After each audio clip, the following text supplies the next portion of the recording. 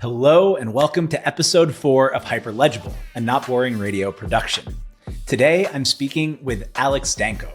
This conversation for me was just a treat. Alex is on my Mount Rushmore of internet writers. When I'm writing well, his writing has probably had an influence on that piece.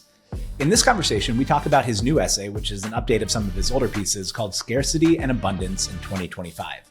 If you want to understand everything that's going on right now as a result of AI in a really thoughtful, grounded way, I highly recommend that you read this essay. I'm not going to spoil our conversation because I had so much fun doing it and it goes in so many different places. I couldn't even summarize it. Just listen. You'll learn a ton from Alex. At the end, Alex gives some great essay recommendations and leaves us with a thought on the importance of reading and writing essays. If you're someone who likes reading and writing essays, do I have a treat for you? Hyperlegible is sponsored by my friends at Readwise, who build software that helps you get the most out of your reading. I've been using Readwise for years to support my newsletter, my general curiosity, and now this podcast. I think you might be interested in their reader app. It's like Pocket, but next generation, fresher, and if I may say so, better, with best-in-class highlighting, annotating, AI, and more. It not only supports web articles, but also YouTube with highlightable transcripts, newsletters, PDFs, EPUBs, and even X-Threads. If you want to give it a try, go to readwise.io/hyperlegible. That's readwise.io/hyperlegible, where you can sign up for a free trial and get all of the articles discussed here on Hyperlegible automatically added to your account. There you'll find articles from Tina He, Utsav Memoria, Julian Lair, and now you'll find Scarcity and Abundance in 2025 by Alex Danco.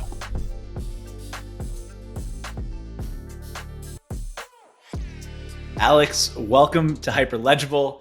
Can you summarize Scarcity and Abundance in 2025 in 2 minutes? Oh, absolutely. The summary is, my blogs are always right, even when they're wrong.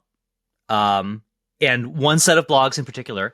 So a theme that I try to write about a lot is this idea of like, hey, as everything changes, especially in software where you're dealing with form, right? It's not like we pull rocks out of the ground. It's not like we build houses, right? We're dealing with ways of form and ways with dealing with interfaces and manipulating things and like ways of interacting with the world.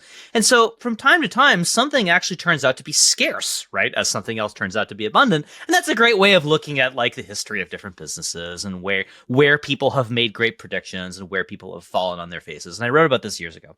So I was looking at, if you look at the whole AI storyline this year and everything that's going on, I don't want to call it just AI. I want to call it everything. It's like, hey, these old scarcity abundance ideas of saying, as one thing becomes abundant, as another thing becomes scarce. Abundance is about customers. It's about diversity of outcomes, all these things. I was like, you know what? Let's go write this up for the AI age. And I think people really liked it.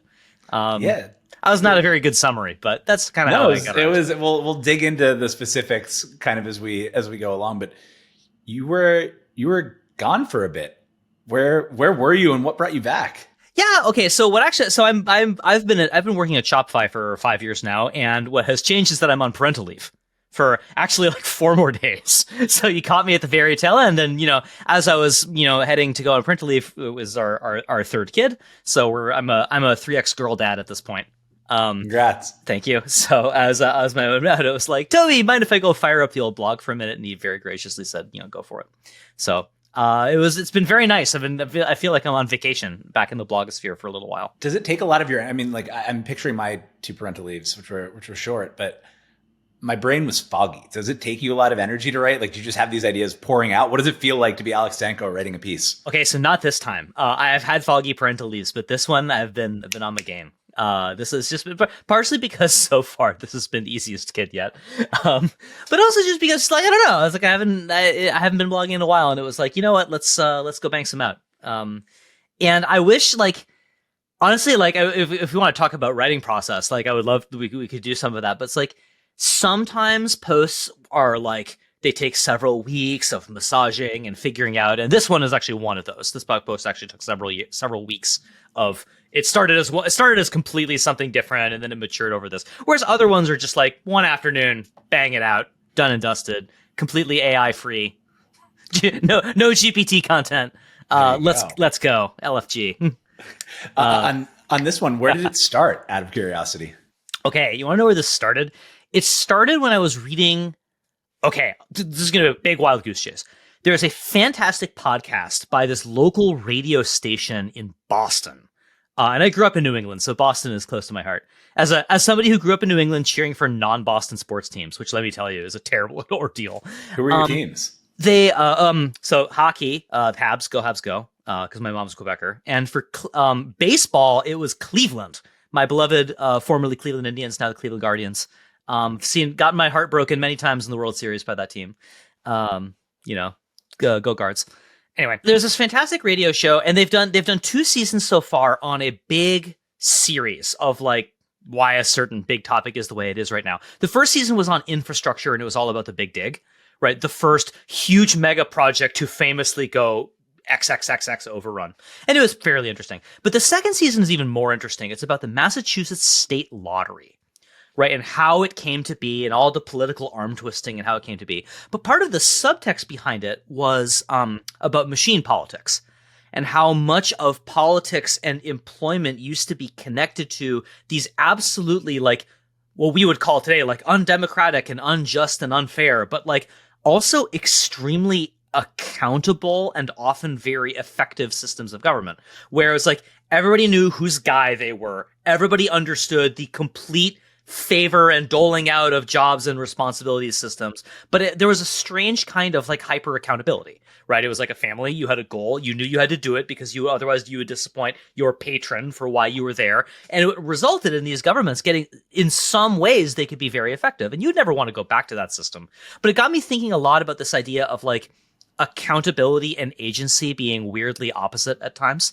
It's like now you hire people completely based on merit and you give them all this agency, and the result is like no alignment whatsoever, right? And no accountability whatsoever, right? Paradoxically, right? It's like merit-based and high agency can sometimes mean that people feel that the legitimacy for what they want to do comes from them and their ideas, as opposed to like, no, there's a goal and I have to be accountable for what I'm being told to do, right? And this is where we got into the whole like, maybe when agency is abundant, accountability is scarce, was how this turned into talking about this. And then over time, I completely abandoned the original pretense of the blog post. And I was just like, I should just write about the old series of scarcity and abundance, but for now. And then that's where it ended up. Well, that's amazing. I mean, yeah. I'm a very happy consumer of all of your scarcity and abundance content, as I've told you before. I appreciate the post that you wrote on positional scarcity in 2019 is like one of my favorite of all time. You have this great post, like multiple Venn diagram. But can you explain the thesis sentence? Because I think it's a useful guide to the world that we're entering. The thesis sentence is, in conditions of abundance, relative position matters a great deal. Oh, sure. So, you know, we folks, we love abundance. We love to talk about abundance, especially, you know, the past couple weeks. It's been lots of abundance chat. And you know, the funny thing about like all the current like abundance discourse is that low key, everybody is just talking about housing. Nobody's talking about anything other than housing. Just say housing. But the basic idea is here is like, even in situations where something important is completely free. So on the internet, it's like the marginal cost of doing some math and delivering it to the user is 0, right? There are some things that are still naturally scarce. And a great example is like real names and domains, right? It's like, yeah, there are an infinite number of websites, but there's only one alexdanco.com, right? And either I have it or I don't, right? And that's scarce, right? That's naturally going to be scarce, right? There's no amount of abundance of, oh, you could have any number of other domains. And it's like, yeah, but I want that one, right? It matters for all kinds of reasons. It matters because it's quick and easy access to information. It matters because it creates legitimacy for me to feel like I have my own domain name, like people will give you some amount of credibility. It allows you to, anyway, so you go on. So for example, it's like this kind of indexing, curation, integrity, legitimacy of various kinds all form various ways in which in an environment where there is an abundant amount of input, you still have people who are in positions of scarcity who create the outputs. So for example, like somebody who curates a very popular playlist on Spotify can actually wield real power over something scarce, right? Because it's like there are an infinite number of songs, but people listen to this playlist, what gets included, right? Or for example, I like, in the covering your ass quadrant, right, of positional scarcity. It's like, hey, like if you were a company and you're trying to figure out what to do and you have all these degrees of freedom of where you could go, it's like, well, there might be a reason why you just hire McKinsey, right? And do whatever cookie cutter 2x2 matrix SWOT analysis, right? They tell you to do that contains no original thought because it's safe, right, is positionally very safe to say, okay, right, we might go along this vector and not along all these possible areas of risk, right? So overall, it's like adding more abundance does not solve the problem, right? It makes the scarce thing more scarce. Was legitimacy not as important when things were less abundant? I don't think so, in the sense that, well, legitimate, like the story of all of the world's kind of political systems and the ways in which we try to organize things to create things greater than their raw inputs will always create legitimacy as a kind of scarce resource, right? So in some sense, one creates the other, right? It's the creation of political and societal institutions on the basis of legitimacy is actually what pulls abundance into creation a lot of the time, right? Institutions matter, right, is kind of the story of our last couple thousand years of development. Even if you're moving from one set of institutions to another, you might have transitions in what forms of legitimacy, right, are relevant. For example, like, I love, like, remember the story of Sam Altman getting rejected from some London hotel because he was wearing sneakers instead of Oxfords or whatever? It's No, like but it's great. occasionally you have moments where the old legitimacy systems and the new legitimacy systems, right, and the ways in which they manifest themselves and show little signals get revealed as being at a fault line. But, in general, the concept of legitimacy, I think, is reasonably preserved. Does all of this mean that we're never getting out of the hood, competitively speaking? Like, are we just in 1,000 years, are we going to be happy, or are we just always going to be doing abundance scarcity mismatch? I'm looking for on my bookshelf right over here. I think I have my copy of Civilization and Its Discontents. Have you ever read that? No. Freud's last book. It's not the best Freud book, but it's his, like, everything is amazing and nobody's happy, right, kind of treatise on, like, what is it about the human condition such that we're always relentlessly doubling down? And he's not really talking about position so much. He's talking more about sort of like guilt and about projection and about how, like, just the concept of projection amplifies and doubles down the more inputs there are to something.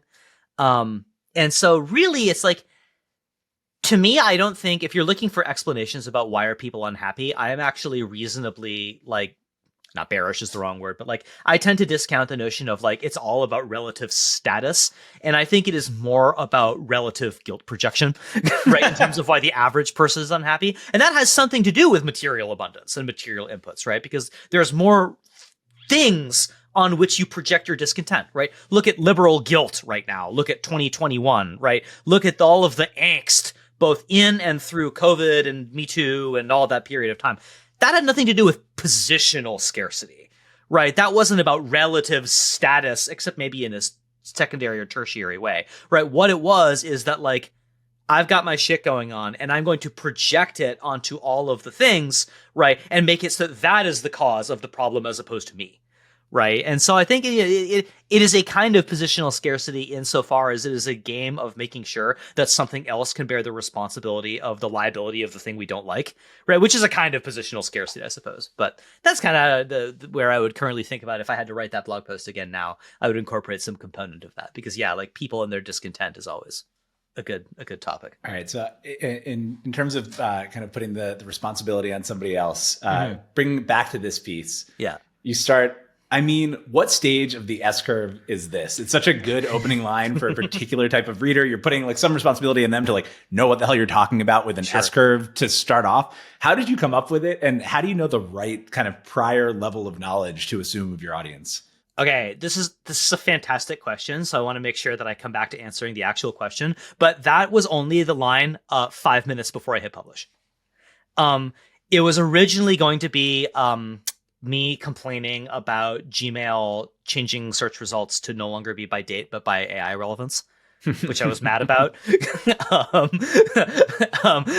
like I told you, I worked on this piece for like 2 weeks or something like that. It's like only at the very end did it become Studio Ghibli Day, right? Where all of a sudden it's like, this is what we're talking about today. So it's like, okay, like you gotta make it kind of relevant and in crowdy enough.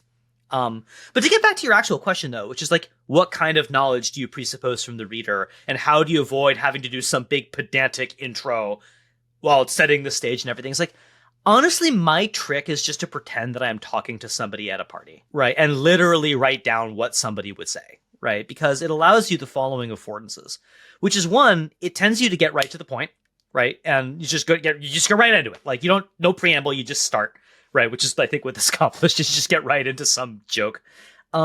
The second thing that it does is it presumes you start out on the foot of talking up to your audience and assuming that they know everything that you are talking about.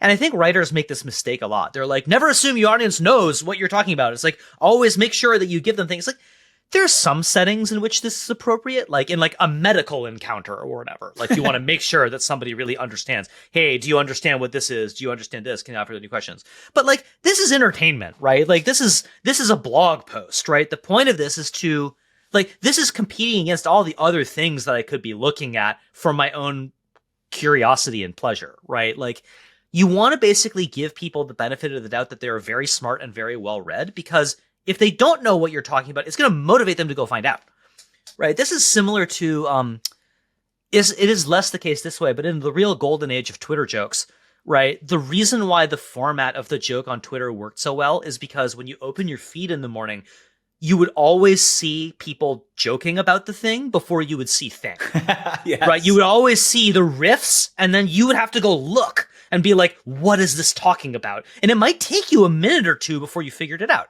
Right, this idea of like, it turns out that like if you were to do like a joke workshop and all serious about it, it should be like, hey, if you were to tell people like the post punchline commentary before the joke, you will lose interest and people will not love it. It's like, no, the opposite is true.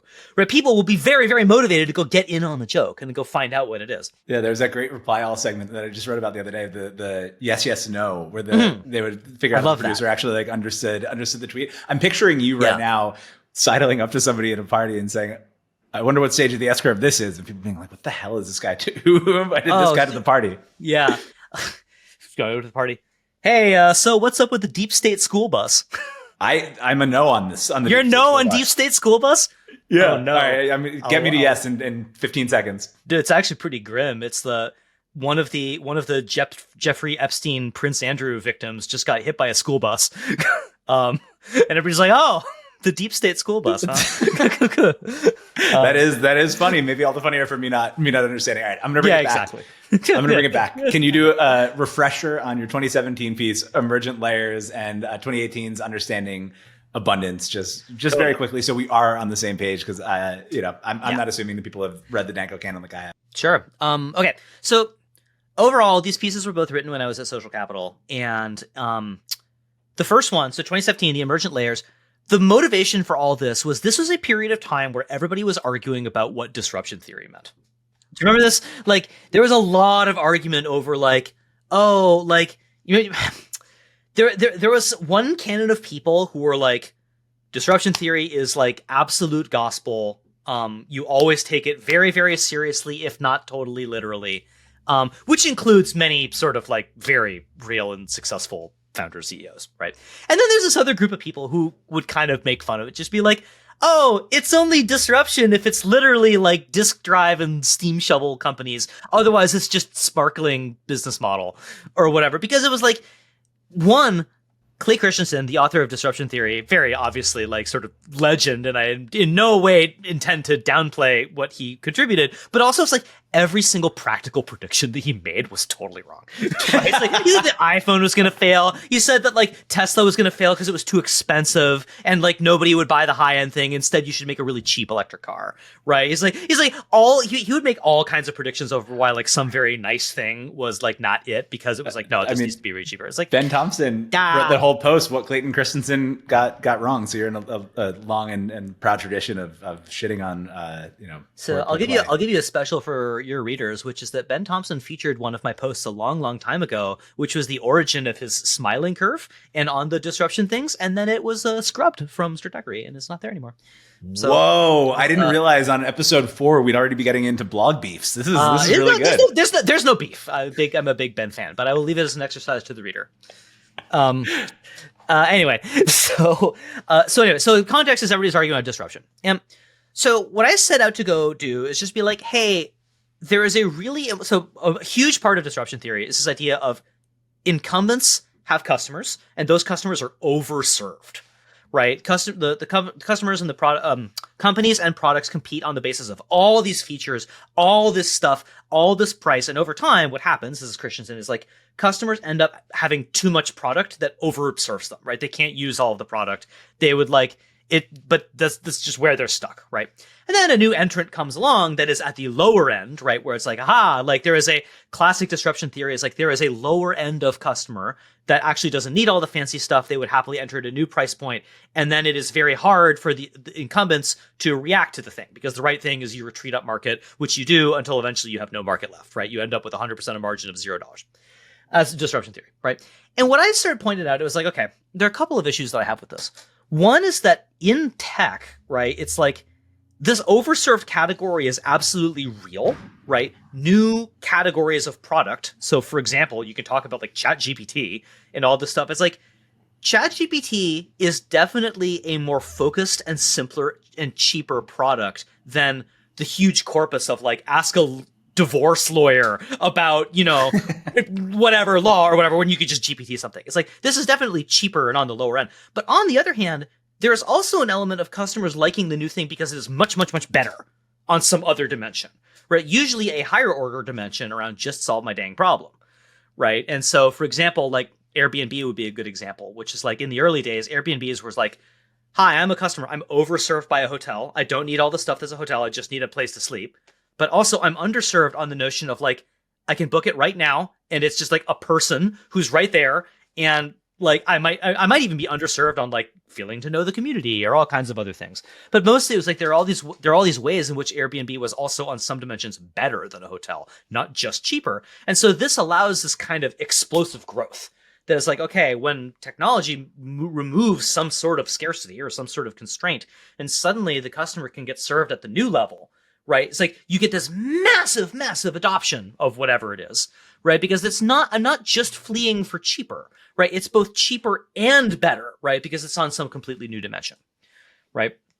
And so the whole idea of emergent layers was basically saying like, look, if you look at the approximately every 6 years that have been these sort of establishments of like a new N of one company that has a new scarce resource and some new abundance that is created and all this activity that's created. So for example, it's like with the web, you might have the Google era where it's like Google monopolized the scarce resource that was the structure of all the links. But then all the interesting action was happening at the level of like, you know, like travel and commerce and like newspapers and everything got completely disrupted by the fact that like ads were different now, right? AdWords created all of this interesting space by which it's not like Google was the N of one company, and then you had all these people in the abundance crafting new ways to do stuff, right? And that's where all the interesting action happens. So the whole idea of the emergent layers thesis was basically like, look, like as you know, as something becomes abundant and a new thing becomes scarce, the company that wins has typically been around for like actually several years now and came into being right in this other way, right? But like happened to be there at exactly the right place at the right time, right? Because of some concept, because of where they came from, right? They came from something. So for example, like Google's probably the one example of this where it's not totally true because Google rose so fast. But like, again, if you look at like NVIDIA, right? It's like NVIDIA's been around for decades, right? It's just like they were just in the right place at the right time. And they came up when all of these things were scarce that they could own. And then finally, it turns out that the thing everybody cares about is H100s and CUDA, right? That's just the thing. It's the scarce resource. They have it, right? They win. They define the era. All of the abundance gets to produce the replets and the windsurfs and the, you know, chat GPTs and the everything where all the fun stuff happens. So that was emergent layers, was this whole series. The understanding abundance series is the one that I actually think is the better one. This came out the year later. This is basically saying, okay, if you look at where these conditions of abundance come from, right? So let's say three big ones, right? Moore's law is a big one, like computing became free. The internet is obviously another big one. It's like connectivity between the computers all became free. Now you can have like reasoning and inference has now become free, right? How did all of this sort of materialize? And the point of this big series was like, it's not just people on the supply side working hard. It's like, it is pulled forward by consumers using and wanting the thing faster than anyone can provide anything for them, right? And the hallmark of this is really that like, as something really becomes abundant, you get a tremendous variety of applications of it. Everybody's using it to do some different thing, right? It's not just like, oh, you make something abundant and everybody. This is why I get sort of annoyed with housing as like the big abundance thing where people in North America are like, oh, we need abundant housing so that you can live in it more cheaply. It's like, when I think about abundance in housing, I think about somewhere like Tokyo, where it's like the abundance of housing, but also the rules around housing are such that you can use dwellings for a variety of different things, like little corner stores and little this and little that and little this and little that. And that's why it feels abundant there, right? It's like, it's not about the literal number of houses or about how cheap the houses are. It's about the diversity of how they're used and the resulting improvements in the underlying platform that is providing the thing that is getting put to work in all these diverse ways. Right. And so over time, as people use these things more and more and more, this is how you get to these, like, I called them like utility businesses and pointy businesses that just get, it's like, one's the capital heavy business and one's tiny, like a little asset light business. And both of them have to run on a Red Queen's race, like faster and faster and faster in order to durably make any money. But the end result is just lots of consumer surplus and it's good for users. Right. Yeah, so that's where these things come from. This feels like it's a great answer. This feels like the phrase that I probably use more relative to other periods now is consumer surplus. I guess like one of the things that struck me in this essay, because there's so many people who are like, AI is just this like totally different thing. It's going to become God.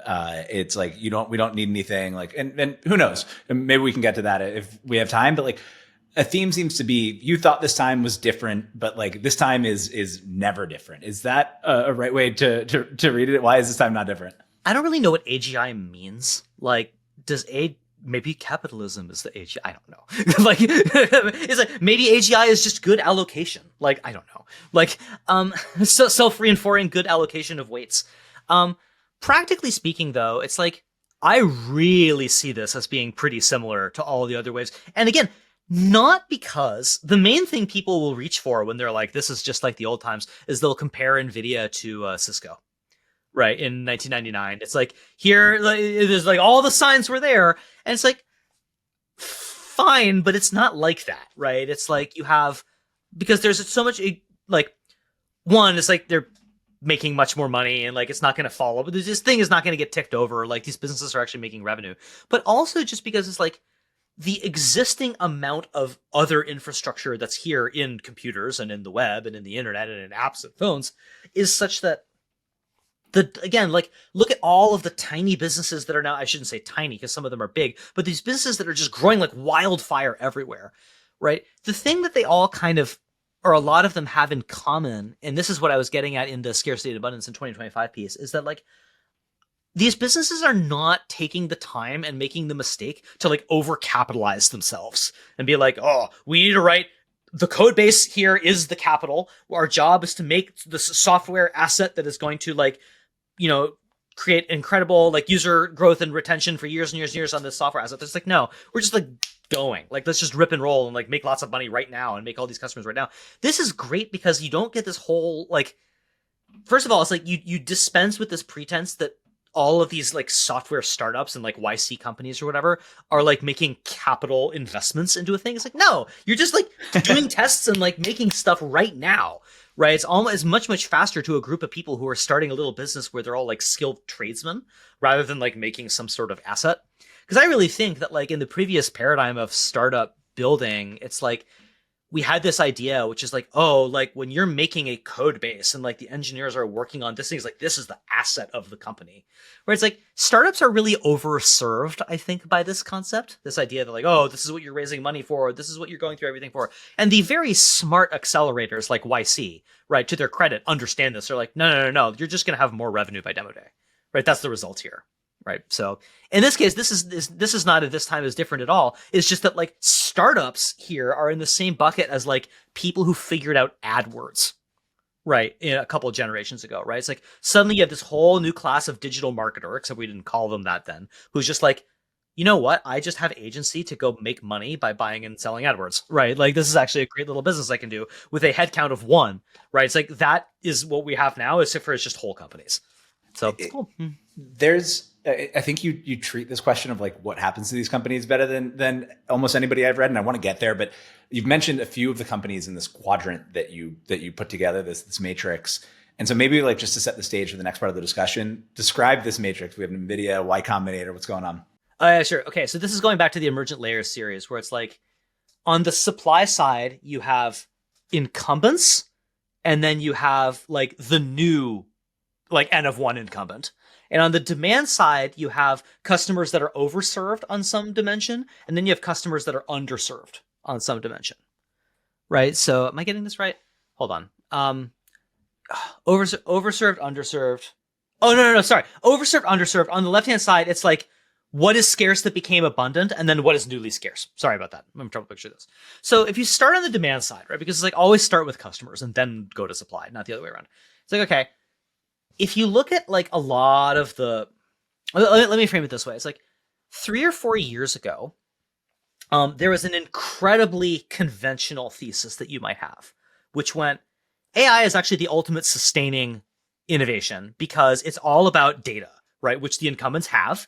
And it's all about making things useful in context of what you're all doing, which the big companies are best positions to exploit, right? It's all about taking what you're already doing and making it better.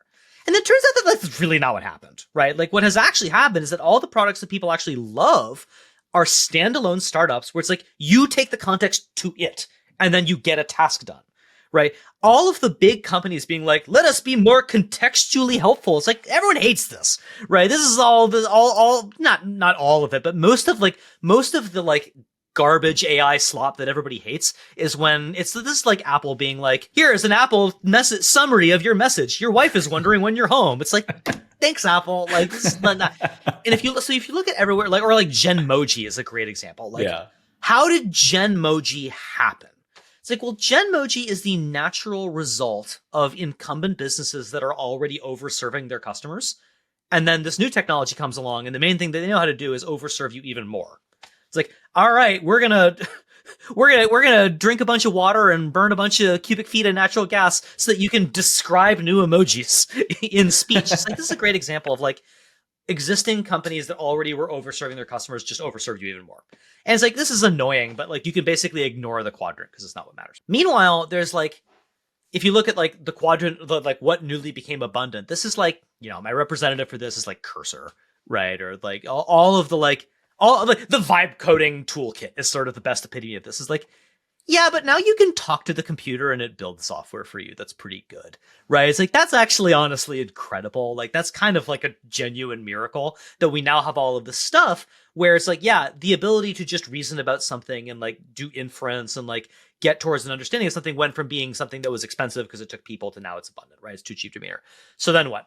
So it's like, okay, like if you go over to the other quadrant, it's like, the primary people who benefit from this is like, again, like as a general rule of thumb, I'm going to say that like the smaller your team is, the more you're going to be positioned to exploit it.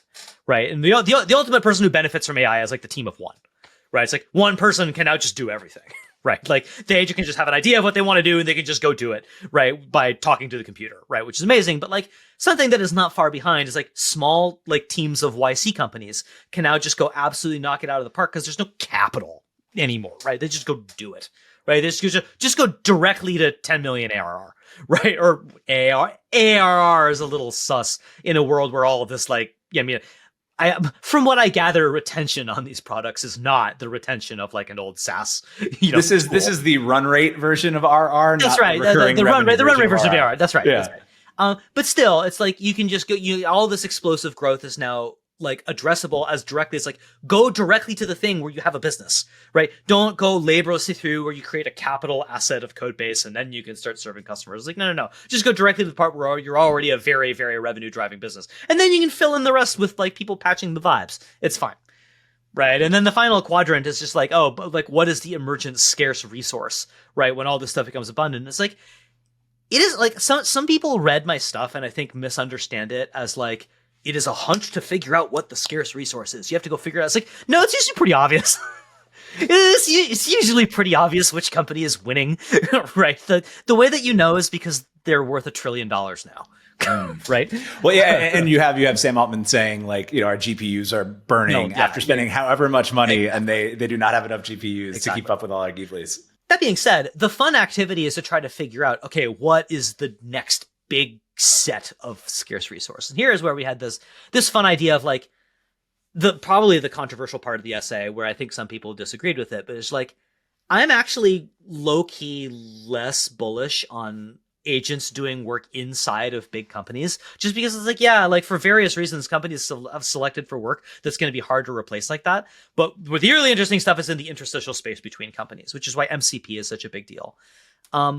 And like when I sort of ended with this idea of like, okay, so the ultimate example of these things are going to be on-chain agents, right? Because they can just like permissionlessly read and write state to this neutral cheap block space. You can just go out and tell an agent, be like, go like you should be like, you can just tell an agent. What's amazing is when you can tell an agent, which is like, hey, I have a product. I want you to sell 100 of these products. So go place some ads and go figure out how to spend $50 of CAC to get these products sold, right? And get it attributed and get it this and get it that. It's like, yes, like it's like you could pay full bid for this if you just go and buy Facebook ads or whatever. That's already agentic commerce. But really, it's like this ability to, like, if you go look at what's happening on Farcaster, right? It's like, oh my God, like it's not that this is necessarily where the future is going to end, but this is actually absolutely where you go look, right, as a preview for where things are going, right? Because you can speed run every possible combination of, does this work? Does this work? Does this work? Does this work? Does this work? This AI agent just told another AI agent to launch a token to do this, right? And it's like,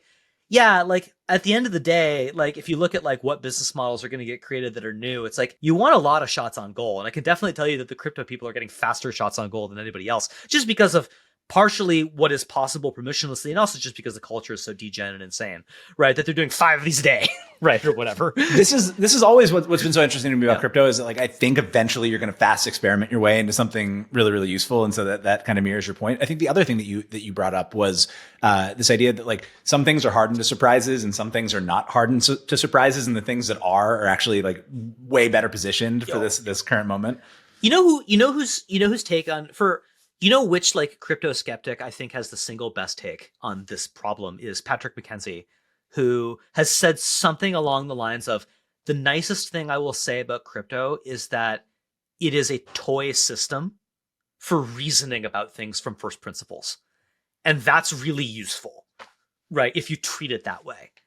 And it's like, yes, exactly. It's like, if you want to try to reason about how people and markets work around a format, right? It's like, and again, it's like, there are so many possible formats of arranging people around an economic problem that have not been tried yet, right? It's just like, do you remember, I forget who tweeted this out, but it's like, it was, oh my God, the New York City guy. I'm playing it.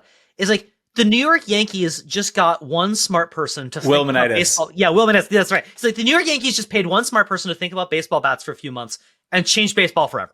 This is all fairly hand wavy, and like I understand that this has all been fairly hand wavy on my side, where I've been like, I don't know, you just got to like try things, and then like some things work. I wrote a piece called "The Laboratory of Complex Problems" about like this is kind of a feature of it, that you can do things without messing with them. But I do think like there is something to this. Like it's a very end of history view to be like, democracy, like all of it, like we figured it all out. Yeah, we figured it all out. There's like no experimentation left to do. That's right. What's the meme where it's the Simpsons meme where Francis Fukuyama is being dragged out of the bar? It's like, by history. Yeah. Yeah, like, especially, you know, like the people that are just like having the most fun right now around figuring this out are like, not just start, you know, like Nanar and like startups like that, but it's like, honestly, it's like the Coinbase guys. Right. So like Antonio, like Spindle just got bought by Coinbase. Right. So they're going to figure out ads. And it's like, yeah, like you guys are going to figure this out so quickly. And I don't know if this is where the format gets realified and value captured, but you're probably going to figure it out faster than anybody else. Right. About like how does an agent buy an ad? Right. What is the right format for this that is not just the old way of like the agent calls like a Facebook API and places an ad for you on Instagram or something like that? It's like, no, it's going to be different, right? But it takes a while before you figure out what that different is. Do you have a sense for, I mean, like, this is one of the hard parts of these is like understanding how a complex system like this is going to play out. But like, do you have a sense for what it might look like in a couple of years as crypto and agents kind of start interacting more? I think the right way to think about it is, I think everybody comes at it from the point of view of stablecoins, and that's fine. But it's like the other way to think about it is just like, for a long time ago, I would talk about NFTs this way, which is like the right way to think about an NFT is that it's a file format. Yes. Right. This is a file format for encoding a particular thing. And for weird reasons, we evolved a market mechanism for agreeing on file formats. Right. And this is really interesting if the way that my software and your software interact with each other is by I share a file to you and now you have the file and you know how to read it. Right. There's something really nice about that sort of like innate interoperability that you don't get through Web 2 APIs. Right. It's like, this is the big knock against Web 2 is like, no, everything naturally gets sucked inside the API into the company. Right. Because there's no like neutral hard disk space. Right. And it's like Now there is. Now it's really cheap, right? Now it's really cheap and really fast. And who cares if it's actually just like a database and a Coinbase server? No one cares. Just kidding, Jesse. If you're listening to this, I'm sorry.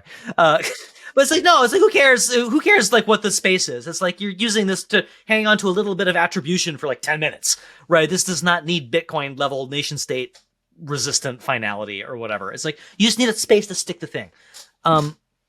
And if you can get to that, what it means is it just means that like agents that are having to deal with other agents are going to have a way easier time if they can have a shared like notebook they can write in together, right? As opposed to having to call back home every time and write in their home database and then have to agree on what each other said, right? That's what I think is interesting, right? That is how I would describe this.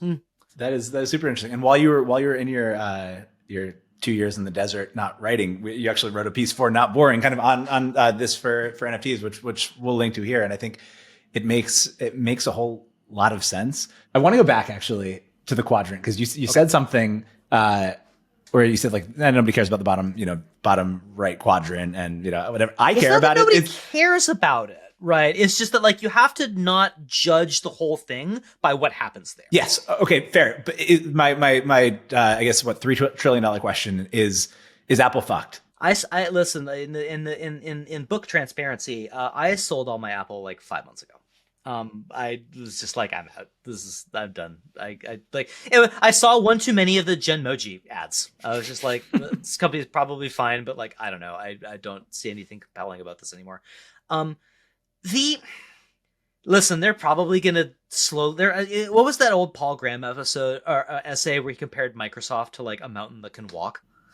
It's like, Apple is like a mountain. That's great. Apple is like a mountain that can walk, right? Like, I think we're probably going to see something where the average user experience in Apple products slowly gets worse, but not fast enough for anybody to care as a user.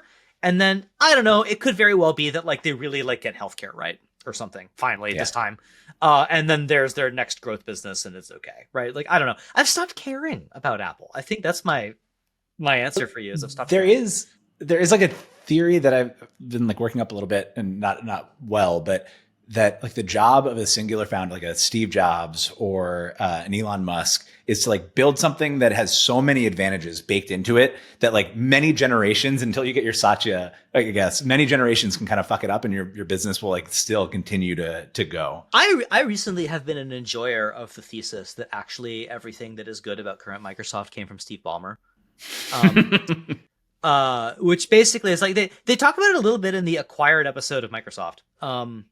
Probably because they talked to Ballmer and he told them how great he was. Yeah, I see the hoodie. Just this idea of like, he actually understood that the big pivot to Azure needed to happen. It was going to look on paper like a worse business model. We had to do it anyway. We had to say bye to Windows. Like, all this stuff was basically just like, he actually understood it. He did the brave thing of appointing the new king and then falling on his own sword, taking all the blame for everything, scapegoating himself. Which I like as a story, just because it's like, I want to root for that guy. He's such a good, he's having so much fun now. So he's not too damaged by everyone. No, Steve Ballmer. I think Steve Ballmer is a friend of the show. It's your show. I guess you could decide who's friend of the show. Sure, yeah, he's a friend of the show. Friend of the show, Steve Ballmer. I love that. On the other side, I guess what Bob next to it.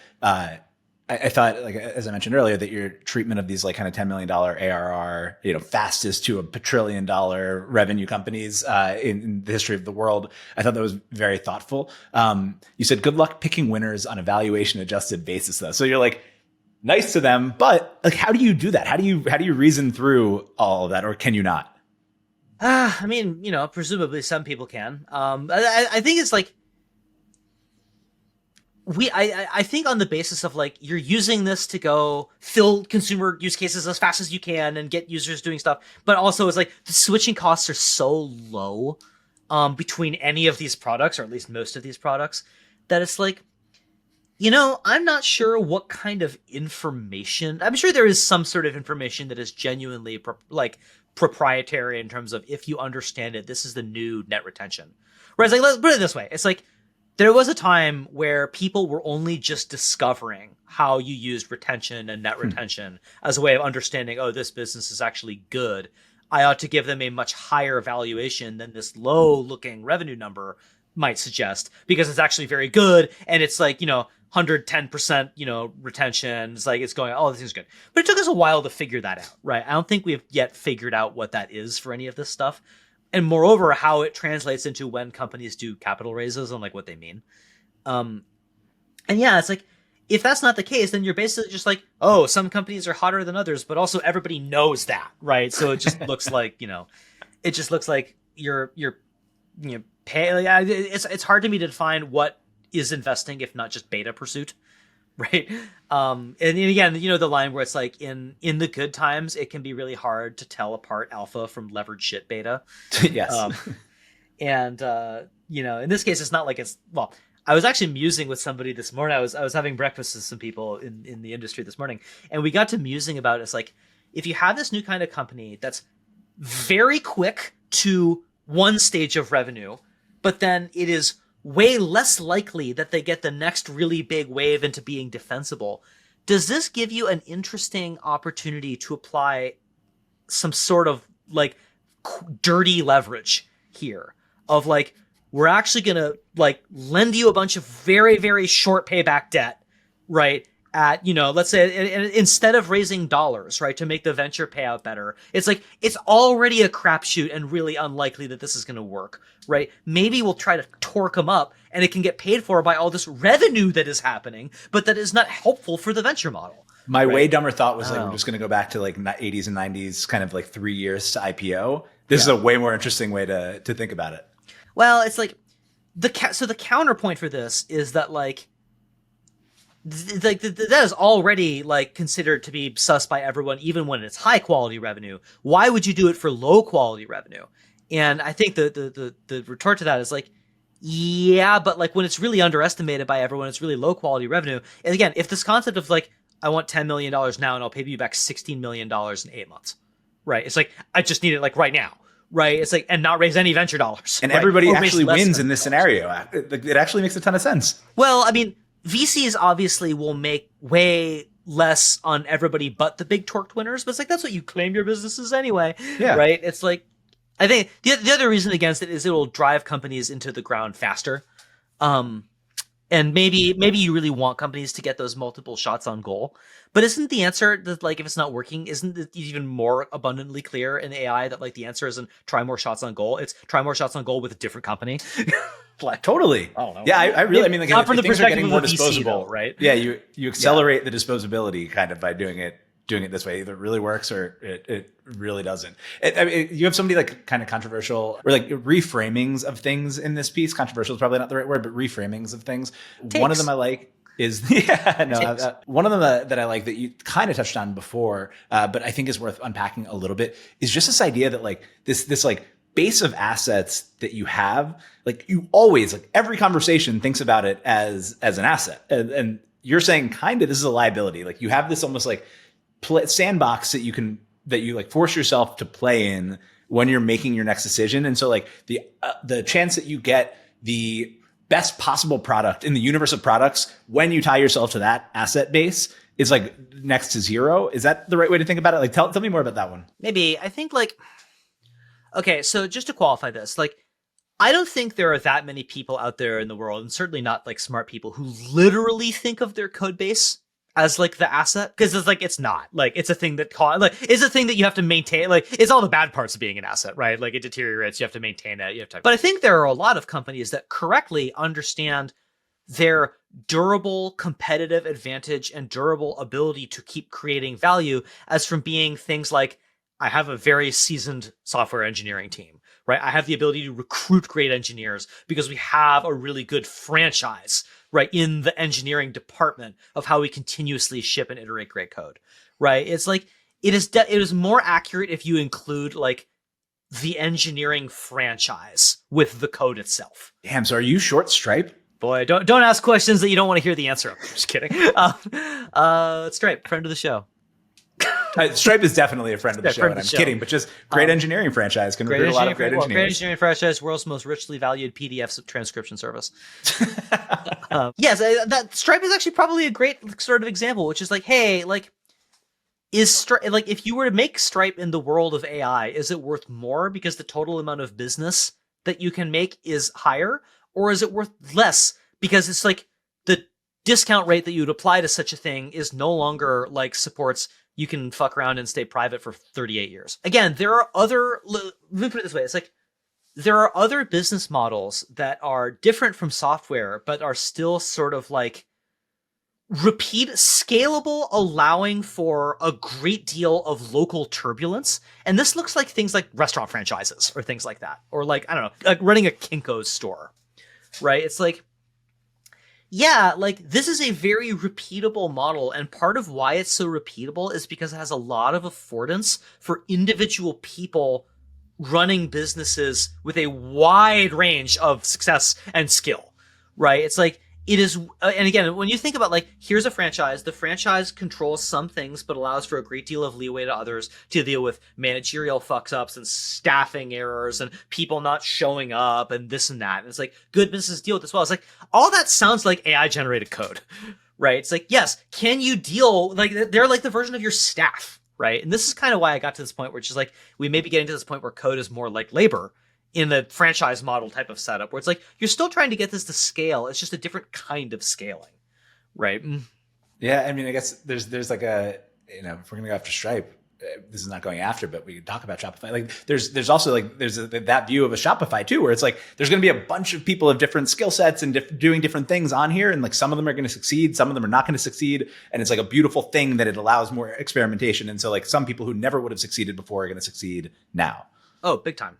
Right. So it's ultimately like the thing that makes this such a fun period of time is just the degree to which at the end of the day, this is such a great separation mechanism for what people have agency and also taste. But really it's about like agency. It's like, okay, like you can now go do stuff, right? Like what is this going to do? You can just do things. The change in consciousness that I'm really interested in that's kind of happening is people who are inside of companies that don't really give them a leash to go do good work, right? Where they're like, okay, what is the marginal difficulty and return on my effort of trying to make this local place better versus going and sticking it out on my own versus going to somewhere that is more receptive for people who want to try new things. I was over at some friends' houses for dinner the other night, and they had this idea, which is like, okay, like in the future, what kind of, neither of them are in tech, but they're just like, what kind of job would you want your kid to have, right? If you were to pick something. No one ever said like self-employed, right? No one ever said like, oh, just like a person who actually has the tools to go like make a business or make their own thing or do what, because you can't say like, this is the equivalent of like 20 years ago. If you said AdWords, people would have been like, what? It's like, turns out that a lot of people actually got really good at AdWords and that became a career like really fast, right? It's like all these things that don't really have names yet. But that will at some point. Prompt engineer. That will go away too. But as we're winding down here, and like you need to keep writing post pat leave because I could do this for hours and hours and hours. But I want to be respectful of your time. To all things there are seasons. To all things there are seasons. What is the best kind of counter argument against everything that you wrote in this essay? The best counter argument is that backtesting is always 100% successful. I guess that's the best counter argument to anything, maybe. Yeah. Well, specifically this. Right? It's like all of this is basically describing something in a way that's unfalsifiable. I think the counterpoint to the counterpoint is that I wrote that stuff 8 years ago and it works really well now. Right? So it's like, hey, no, it passed one forward test, I think, pretty well. But no, I think that's kind of the answer, which is like, look, you've spent enough time around enough VC associates like to understand this idea of like, you can take a thesis and like make anything fit. It doesn't directly tell you what to do. Right. So therefore I don't care. Right. Because it's just descriptive looking back. So it's like, okay, fine. But like, I still think it's helpful in the sense that it's like, it allows you to put names and labels and handles on things such that you can very quickly retrieve broader and more interesting and ambitious concepts when you're then going to reason about a new thing, right? That's the power of writing, I think, is that writing doesn't just allow you to sort and organize your thoughts. It allows you to give names to things, right? It lets you really, like this, Toby says this a lot sometimes, this idea of like naming a concept gives you the power of you put the handle on it, right? And when other people really grasp for that handle, they think of you. That's really good. And yeah, it's like, that's a real kind of power, right? Because it gives people leverage in their thought, right? When they go attack something else, right? It's like, it's a little bit like, you know, in parenting, it's like the low key, it's like the case for memorizing. It's like, there's this big, school education thing, which is like, why do kids memorize anything? Memorizing is terrible. Memorizing is stupid. It's like, memorizing some things might not be stupid, because it's actually really good to have some things just like instantly recallable, not having to go back to disk space, right? Totally. Because you've just memorized them. Like, knowing your times tables is really important, right? Even things like memorizing a certain amount of like, this is why we do school plays, right? The practice of memorizing your lines is actually really important. Right. And you wouldn't get it if you were allowed to read off a script. Right. It's like, there's something about that that's good. So anyway, that's going back to like, that's why I think that like writing is good. And I think that's sort of the counterpoint to these kinds of things, which is like, it's hard. Like it is a tool going forward, even if it looks backward. Yeah, that's really good. And as a writer, I obviously endorse. So final three kind of closing questions. They can be quick, but if people want to read another essay of yours, which they will after listening to this, what should they read? Okay, so I'll recommend a couple. The single essay of which I am the most proud, and I think predicted the future best about the highest stakes things, was an essay I wrote called The Audio Revolution. This was a post about audio as a media format, which basically I think articulated really well what became sort of like the Trump 2 and the podcast presidency. It's this idea of like audio it was basically like in this post, I explained a little bit of intro Marshall McLuhan, the difference between hot and cool media, which is very important to understand. Oh, I remember this post. Yeah. Yes. It's like this ability for like information coming in versus you filling in and then error correcting. And it's like understanding this actually makes a huge difference over, there's this current wave around people talking about sort of like written versus oral culture and the reemergence of oral culture and what it means. It's like, yeah, so that's a great essay just because it touches on a whole bunch of things. I'd recommend that one. I also one that's completely like off the beaten path, but that from a long time ago, was a post I wrote called "Can Twitter Save Science?" which is about sort of like everything that it sort of hoped would happen has not come to pass, but like the day is long. This is all about sort of like, this is just because like I know a lot of people who are sort of slaving away in academia and in various grad school and postdoc functions, and this just setup that is working terribly for them. And it's like, okay, like, why has the internet not changed this yet? And could it be on its way? Right? The ability for like the fact that you have these very junior people in their careers who for the first time can actually go direct to audience, right? Has a lot of promise for changing things pretty fundamentally, but like none of those changes have really happened yet. Right? Yeah, it's Maybe so interesting. You think like that chart of, the PIs and whoever getting older would go the opposite way with the internet, and it just continues to go in the same direction. Well, it's the same as like why have our presidential candidates gotten older? Yeah. So that's I don't know. Go browse around. There's something in it for everyone. I can't really tell you what the newsletter is about. It's about whatever I feel like writing. Which is what the best newsletters are. Outside of yours, what's one essay that you think more people should read? One essay that I think more people should read. Ooh, okay. Here's I got my recommendation for you. It is called Information Theory for Intelligent People by Simon Dedeo. This is probably the single essay that I reread for practical purposes the most times. I read it probably once a quarter.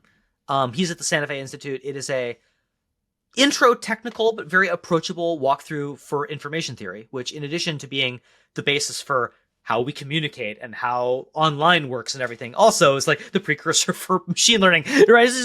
Everything that is important comes from this. So like go read that, because information theory is notoriously hard to teach. And this is the one paper that's just like, I immediately got it after reading this. I was like, okay, this is great. That's cool. I'm listening to the Claude Shannon book now.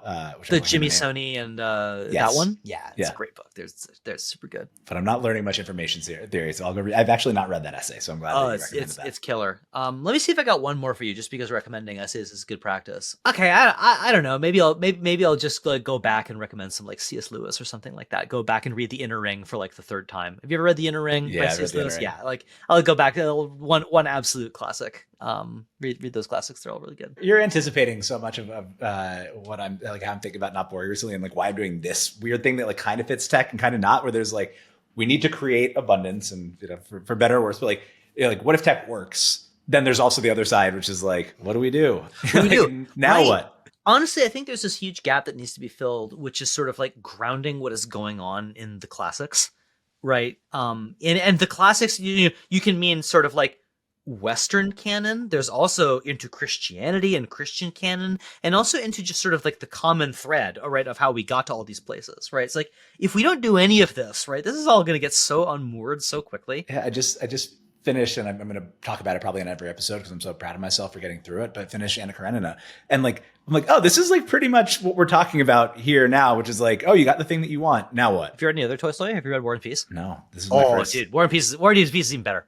All right, I'll read War and Peace like once I've recovered from Anna Karenina. War and Peace is so like it's equally beautiful. It's really fun. The thing about War and Peace the only problem with War and Peace that has like 800 characters. You have to keep them all straight, but it's really, really fun. I'm like a little sick of Tolstoy, honestly, frankly, after reading this one, where you get to the point where like there's the point where he's putting himself in the perspective of the dog when he's like going to get like the duck that they're shooting down. And you're like, you're just showing off. Like you're just, and I would imagine with 800 characters, it's just him showing off how many perspectives he can take on and how well he understands the human condition. But I will need to read it. Something to sign off. Have you ever read The Magic Mountain by Thomas Mann? No.